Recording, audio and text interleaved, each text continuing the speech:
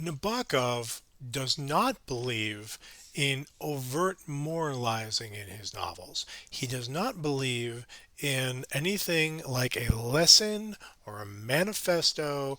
Let's stop and hear a commercial from the Communist Party, the 1950s Republican Party, from the Christian Church, from the Esperanto movement, from movements of any kind. He wants none of it. His position is that a novel should be a novel, and he has something like the art for art's sake novel, the art for art's sake position that a novel should primarily be a work of art and should not be dumbed down with the statement of a kind of mass lesson applicable to the great multitude. There is partly an elitism here. He wants to reach out, obviously he wants to reach a very specific, refined, like he wants he wants a readership that's really going to do the work and go to the highest part of their own capacities to and extend themselves in order to appreciate this art. He does not want to dumb down anything. He also doesn't think art should serve that kind of message. If you want an essay or a political ad or a religious manifesto, his implication is, well, you can write those. He doesn't want a novel that is engagé. At one point, he it gets the word engagé gets kind of garbled in here, and with I think shades mockery, like the idea of art that takes on politics very overtly. For Nabokov, turning anything into a kind of public service announcement is the death of art. This does not mean that there are no moral concerns in his novels, let alone this novel.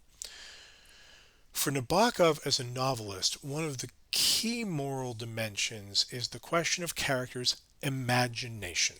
That the imagination is is a moral imperative, that failing to imagine other people fully, failing to see them, failing to perceive them, leads us into moral failure.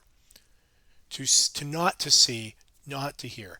Why am I using imagination, not perception? Because Nabokov suggests that we all live in our private world and that we perceive the world around us through imagining it. We should imagine it then in incredible and faithful detail. Everyone does it differently. Different viewpoint characters in Nabokov are sensitized to different things. Yes, Shade notices the butterflies. Nabokov is an amateur lepidopterist, a collector, and an amateur scientist who studied butterflies and moths.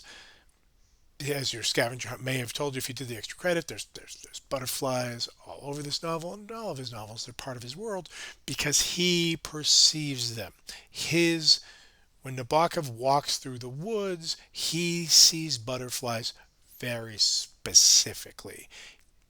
Nabokov is not about like, hey, look, there's a tree over there. It's like, what kind of tree? What kind of tree? What species is that? Putting the species into specificity. Most importantly, because we all live in our world, our imaginary worlds, we are obligated to try to extend our imaginations to understand other perspectives. Kinbote's greatest moral failing in this book, and it's a catastrophic moral failing, is not what he imagines that is not true. The fact, the fact that he imagines lots of things that aren't true is perfectly okay, and is mostly harmless, as another much simpler writer once put it, is even charming because it's itself an act of creation. if if he's the pale if he's the moon, the thief that steals her pale fire from the sun, then he's making something luminous out of that reflection. It's not that he imagines this whole crazy thing about the kind of the escape of the deposed king and all of and all that fairly detailed and beautiful fantasy life he has. Imagining things that aren't true isn't a problem. for a novelist. What's woefully inadequate in Shade is what he, I'm sorry, pardon me, in Kinbote is what he refuses to see here, to accept about Shade.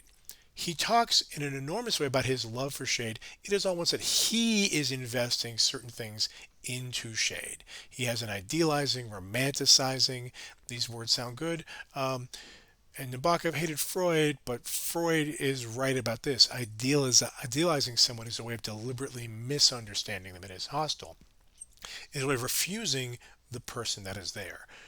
Kinbote refuses some of the most important things about Shade. He is incapable of coming to grips with Shade's greatest loss, the loss of the daughter. Kinbote cannot reckon with the fact that this autobiographical poem is about this father in mourning. It is for us to see this. And when he stumbles across, like when he he spies on Shade and Sybil reading the drafts together on the index cards, and he doesn't understand why they're crying. We have to understand why they're crying. This is an autobiographical poem, and the editor critic isn't interested in Shade's autobiography. The fact that he wants to tell his own autobiographical story is right, but there are worse things in the world. Not be listening to what is going on with Shade is real. In the same way, Shade is an atheist.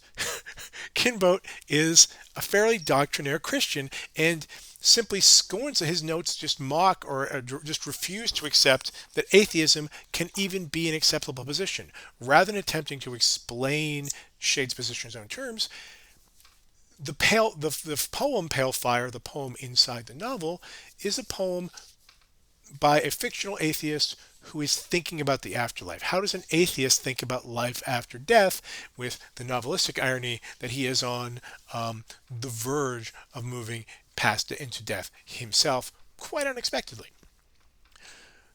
Kinbote, with his knee-jerk Christianity in this case, not attacking Christianity, Kinbote's Christianity, which simply refuses to listen, is again a rejection of Shade.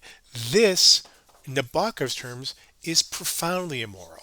This is a refusal of other people's beings and identity, a refusal to accept that other people exist in the world and are themselves.